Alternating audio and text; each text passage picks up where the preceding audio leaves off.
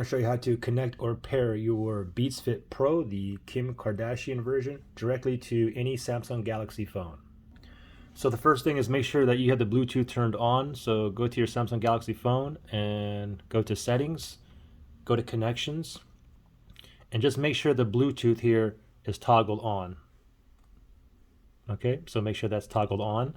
Now we got to put the earbuds in pairing mode. Okay, so we're going to go ahead and close this right now.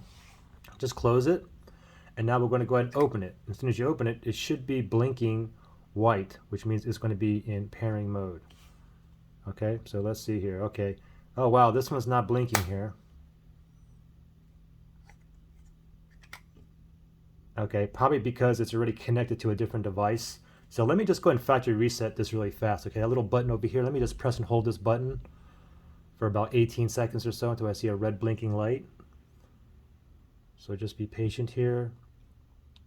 So if you're having problems connecting, then just factory reset it like this right here.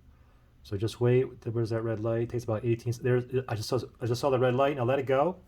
And now once it starts blinking white again, now it's back in pairing mode. Okay, so now let me just go in here and let's see if it finds it now. So it's in pairing mode. It's blinking, and I don't see no Fitbit Pro here. Let me just click on scan here again, and let's see if it finds it. Still in pairing mode. Beats Fit Pro right there. Let's go ahead and tap on that. Bluetooth pairing request. We're going to go ahead and tap on pair, and voila. Okay, now we're connected. It says connected for calls and audio. You can click the little settings icon over here, and you can see it's on calls and audio as well. And you can unpair or you can disconnect from here as well. Okay, so pretty simple. Questions or issues, just comment below. Good luck.